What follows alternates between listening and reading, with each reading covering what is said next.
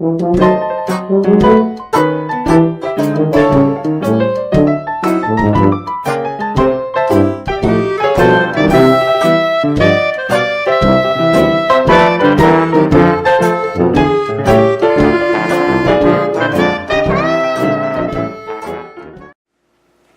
everybody, it's Grandmama. Time for another story from a Hometown Scrapbook by Ben Weatherwax.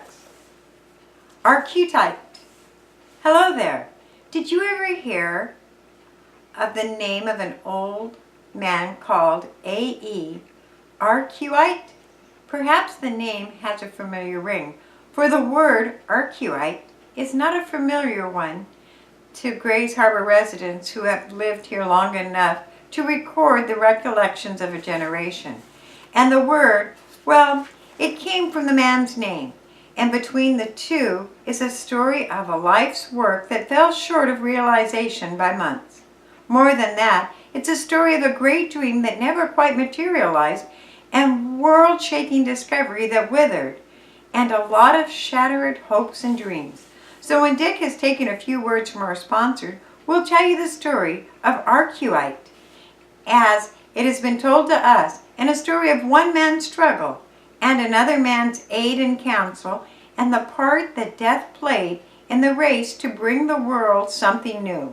But first, it's Dick Crombie and a word from our sponsor. It was back before the 20th century began that a marble sculptor named A.E. Arquetite began to experiment with asbestos and sawdust and some other ingredients in an attempt to make a plastic material that had the properties of concrete, yet which would be superior product to the average mixture of Portland cement and Arquetite. The asbestos was to provide the strength against heat, and the sawdust, well, it was a way to use up the material that had been considered a waste ever since colonial America began to whipsaw the forests of this continent into lumber. And for more than 25 years, the inventive sculptor worked on his dream. He tried different mixtures and tested them, taking up better characteristics of each and trying to combine them into one combination that would be potent enough to do the things that he had hoped for his product. But it was long and a hard struggle. There was the financing of the project. His own meager funds were inadequate to provide for the development of the materials with all the many things that must be purchased. He found a new financial angel over the years, but had just about reached the end of his resources in 1922. He had, however, managed to develop a product that appeared to be the one he had long sought. It would stand intense heat and great pressure. It could be molded, spread as plaster, or poured into forms to set and take on high-test structural characteristics. Arquetite felt that at last his product was reached a stage where he had something to offer the world. He set out to find the men with a vision and the capital and the daring to back him in his great project. He met Alex Polson, the Grays Harbor logger and civic leader. Now, Alex Polson was a practical man. He had started his two strong hands and an axe to build a fortune that he would carve out of the western wilderness, and he had to be shown that this new product was really something new and worthwhile. But Arquetite was able to demonstrate his invention with a convincing finesse, and when he had displayed the capacity of his product to take stress, to withstand heat, and to be molded and spread and shaped through forms that it resisted water and cold and abrasion, Alex Polson was convinced. And many others were too, for none could watch the demonstration and hear the story of the material without being captured by the vision of the possibilities in it. In 1922, a group of harbor men, headed by Polson, pledged their support to Arquetite and began the construction of a factory to manufacture the product at 28th and Railroad Avenue in Hoquiam. In the months that followed, the organization was developed to test panels and blocks were made to prove to the Bureau of Standards and the state building authorities that the new material had appeared on the American scene. E.B. Fish became sales manager of the firm. J. Wesley Fish was appointed foreman for the plant. Throughout the Northwest, there was an undercurrent of talk about the new product that would revolutionize building construction. And then, the man who had first conceived the idea of combining sawdust and asbestos with other chemicals to form the new plastic material died. On the eve of realizing his great ambition to see his product go into building field and to become a factor in the construction throughout the world, death came to A.E. Arquetite. Now, it wasn't unfortunate for the firm that it had to lose its founding genius at the very moment that the material was about to make its commercial debut.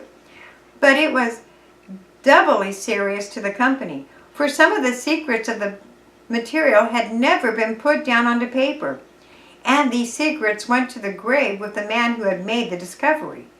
But it was too late to turn back.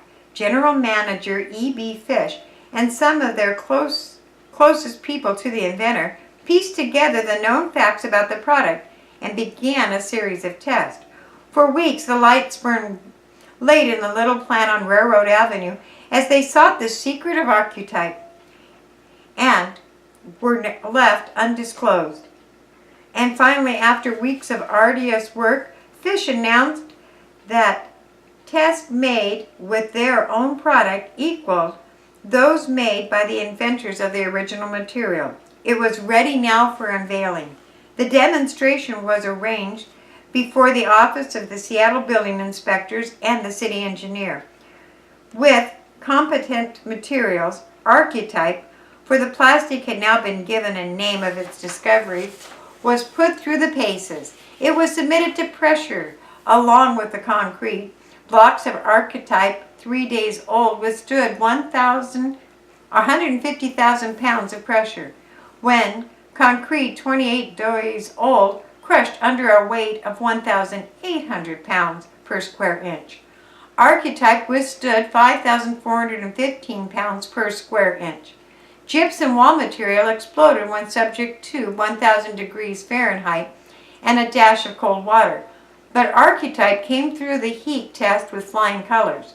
General Manager Fish called the new material as permanent as the pyramids.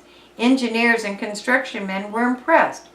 When can we buy it, was the question most often asked. The world will soon beat a path to hopium for the building material, Manager Fish told the Northwest.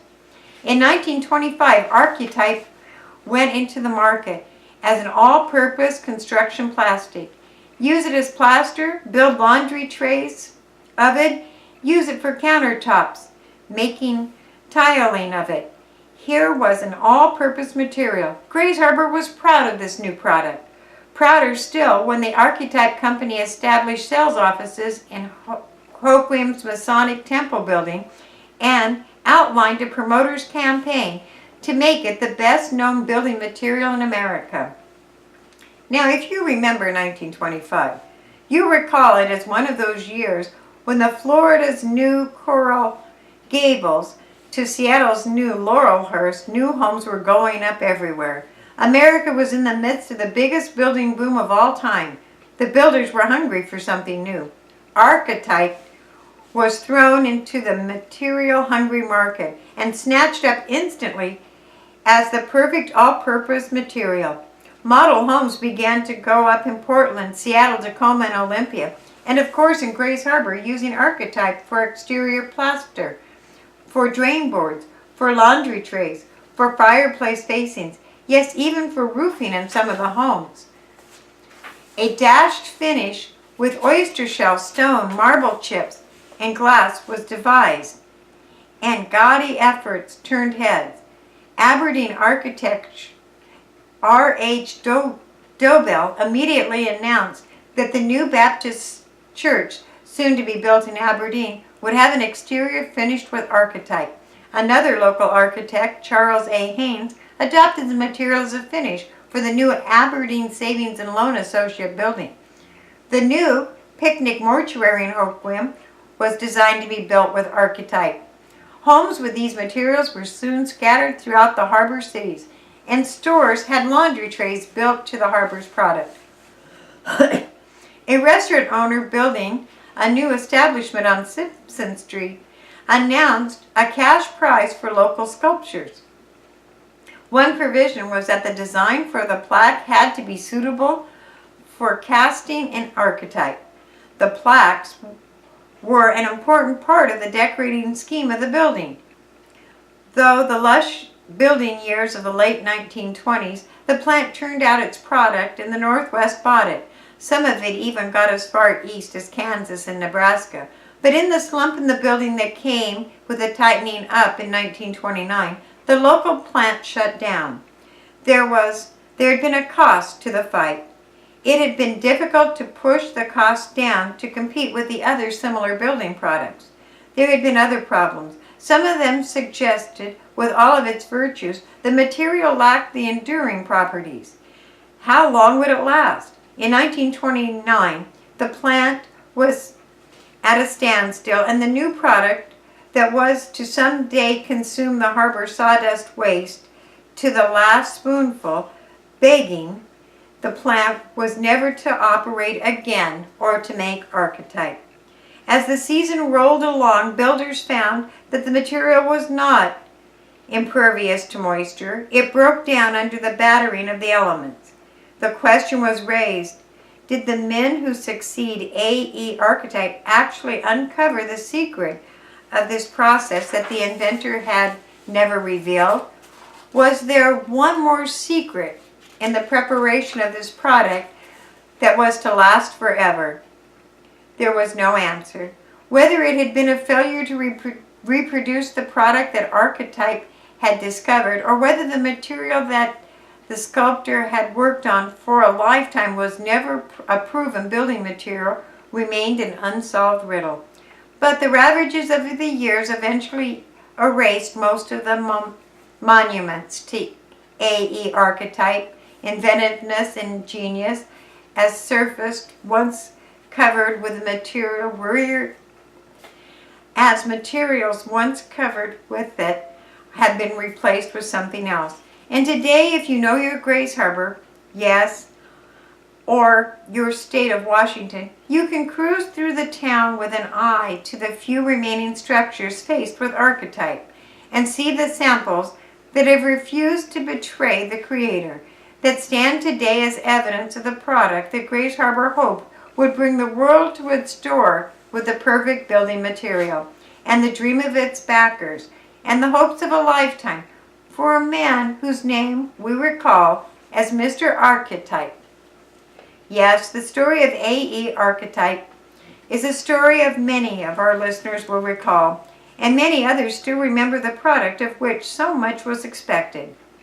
There may be some listening who worked in Hoke Williams' factory installing the special machinery to manufacture the new material, or who operated the equipment that was to make the material such as builders have never known.